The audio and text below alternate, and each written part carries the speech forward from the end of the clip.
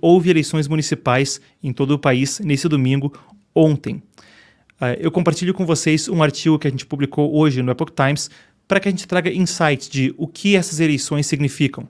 Eleições que, enquanto são sim também um resquício de 2022, de 2018 e da polarização política do país, são comumente citadas como um termômetro para a disputa presidencial de 2026 e para entender como os ânimos se configuram no Brasil antes de mais 2 anos e uma próxima eleição presidencial que podem ser também muito definitivas para o país.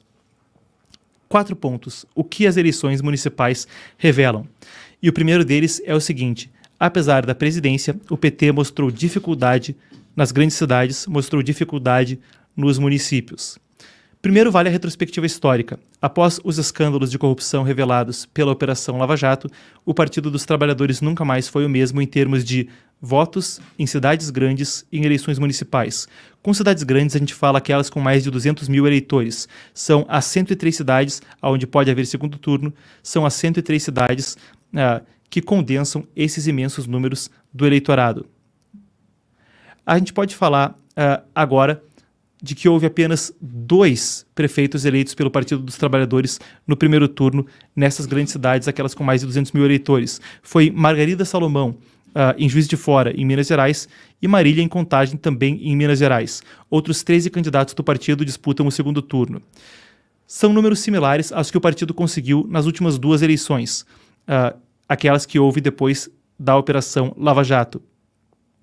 Se a gente for comparar com nessas 103 maiores cidades com mais de 200 mil eleitores, qual foi o desempenho do Partido dos Trabalhadores antes da Operação Lava Jato? Vamos lá. Em 2000, 25 candidatos petistas, vencedores nesses centros com mais de 200 mil eleitores. 2004, 23 e 2008, 28. Nessas eleições, comparado a 2 candidatos eleitos pelo partido no primeiro turno, a gente tem o PL de Jair Bolsonaro, que foi o campeão em termos de prefeitos eleitos nos centros com mais de 200 mil eleitores. O partido do ex-presidente direitista conseguiu 10. Não é só nos grandes centros urbanos, entretanto, que a performance do PT tem reduzido. A gente pode falar que, no mesmo cenário, e vale a pena a gente comparar na primeira eleição municipal após o partido assumir, em 2002, quando aquilo acontecia pela primeira vez, quando o PT chegava pela primeira vez à presidência. Então houve em 2004 as eleições municipais. O PT, naquele momento, conseguiu o governo de 411 cidades. Foi o partido mais votado na disputa municipal daquele ano. Dessa vez foram 249, melhor dizendo, prefeituras. Eles ainda podem conseguir mais 13 nos locais onde o partido disputa segundo turno. Foram menos da metade das prefeituras do PL de Jair Bolsonaro. Os petistas ficaram em 9º lugar nacionalmente no número de prefeituras conseguidas por partido. O PL conseguiu 511. Vale ainda dizer que, além de não conseguir prefeituras em nenhuma capital, o PT também não conseguiu nenhuma prefeitura em 6 estados: Mato Grosso, Mato Grosso do Sul, Acre, Rondônia, Roraima e Amapá. Então, o primeiro ponto é que, apesar da presidência, o PT teve essa dificuldade nas eleições municipais. Segundo ponto: PSD, MDB, PP. O Centrão mostra força em um novo cenário político. Você que acompanha a política desde a década de 80, da década de 90, da redemocratização, vai conhecer bem o cenário que foi visto no Brasil antes de 2016. Um momento político onde PT e PSDB se alternavam na presidência da República, claro, com a dominância do PT entre 2002 e 2016. Um momento onde o MDB dominava as prefeituras e dominava o Congresso Nacional, com os estados e a presidência, como eu disse, dominados por PSDB e PT. É um diagnóstico político que mudou muito se compara-se àquela época com o que temos hoje. E as eleições municipais de 2024 precisamente aprofundam esse parecer. O PSD, liderado pelo Gilberto Kassab, foi o grande campeão do primeiro turno. São, vejo aqui nas minhas notas, 878 prefeituras para o PSD. Por que isso é tão relevante? É a primeira vez em pelo menos 20 anos onde o MDB não é o campeão das prefeituras. O MDB ficou em segundo lugar com 847 em prefeituras ganhas no primeiro turno. Se a gente compara isso com o que houve em 2016, a gente tinha esse mesmo MDB com 1.029 cidades no primeiro turno e o PSD naquela época com 538. Claro, o PSD é um partido que cresce de costuras políticas e já nasceu com muita expressividade nas urnas. Entretanto, desbancar o MDB em eleições municipais é algo inaudito em pelo menos 20 anos e agora aconteceu. Ainda com a mudança das siglas, a posição, a do chamado Centrão, continua sendo a predominante nas eleições municipais. Atrás de PSD, um desses partidos do Centrão, a gente tem MDB, como eu disse, e em terceiro lugar é o PP, o Progressistas, apesar de Ciro Nogueira, que aproximou-se de Jair Bolsonaro à frente do partido, é ainda um partido do Centrão, ele ficou em terceiro lugar com 743 prefeituras. PT, Centrão, e para o nosso terceiro ponto em análise das eleições municipais, a gente vai para o PL de Bolsonaro e Valdemar, que ainda atrai multidões, mas pode precisar de alianças a depender de como a coisa se desdobra para 2026, e explico o que eu quero dizer com isso. Enquanto o PSD, o MDB e outras siglas, PP, União Brasil, o chamado Centrão, foram os dominantes no voto geral, quando a gente volta para aquela análise das 103 maiores cidades, aquelas onde há segundo turno, esses centros urbanos, centros eleitorais maiores, mais de 200 mil eleitores, o campeão absoluto foi o PL de Jair Bolsonaro e Valdemar da Costa Neto. Foram 10 prefeitos eleitos no primeiro turno e 23 em condições de vencer no segundo, 23 ainda disputarão o segundo turno. No total foram 510 prefeitos eleitos, no quinto lugar, abaixo dos 3 partidos do Centrão que citei, quarto lugar União Brasil e então o PL. Pode ser parte de um processo histórico. A gente viu um outro partido murchar em proporção parecida ao crescimento que a gente vê de certos partidos do Centrão e do próprio PL. Se a gente volta para 2016, nessa análise histórica, os tucanos estavam na crista da onda. Foram 28 prefeituras nas grandes cidades, cerca de 800 no total, e tinham a joia da coroa, eles elegeram João Dória naquela época para a prefeitura de São Paulo. E não com tanta disputa, ainda no primeiro turno.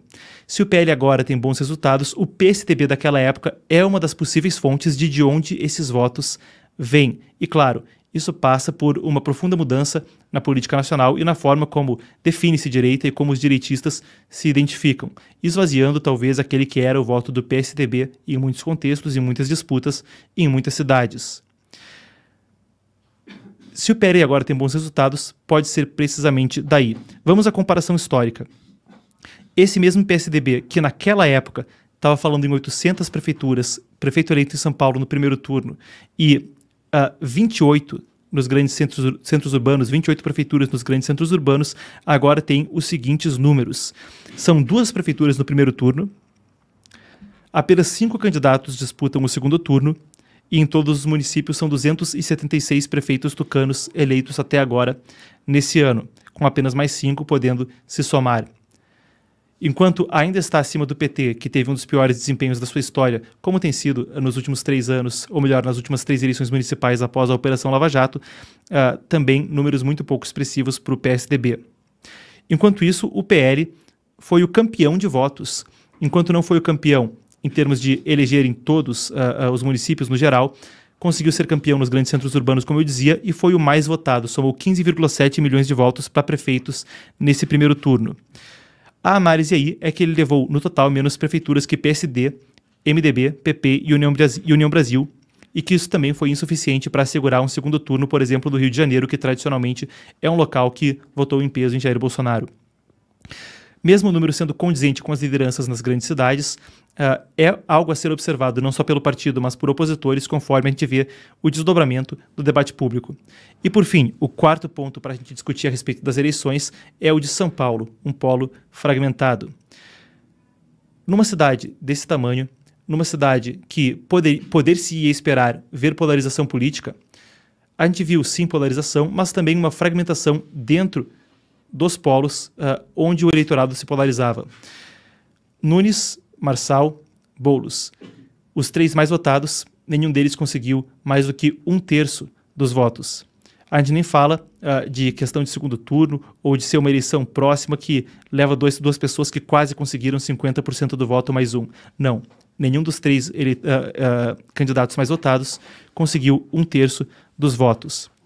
Com votação expressiva, o Pablo Marçal, claro, deu o que falar nessa eleição. Ele entrou tardiamente e conseguiu disparar nas pesquisas com velocidade impressionante.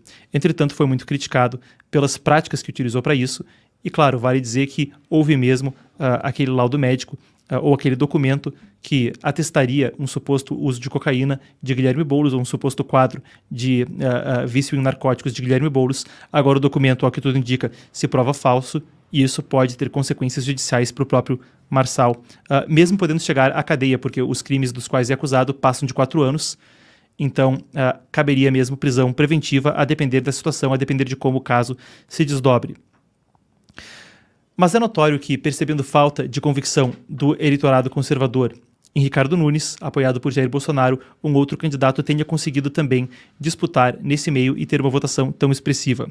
À esquerda, a gente também teve a Tabata Amaral, que mostrou que Boulos não tem unanimidade com um passado mais radical e ela talvez possa ter apelado para outros demográficos onde ele não conseguiu ter penetração. O momento em São Paulo é um onde Tabata Amaral já disse que vai votar por convicção em Boulos, e Marçal diz que poderá apoiar Nunes, mas condicionalmente a depender de que ele adote propostas do empresário. Esse é o momento, a gente aguarda os próximos desdobramentos e o segundo turno é no dia 27 de outubro. Então, em 4 pontos, algo a ser observado para o próximo turno e também em como o termômetro das eleições municipais se desdobra na próxima, a eleição presidencial de 2026.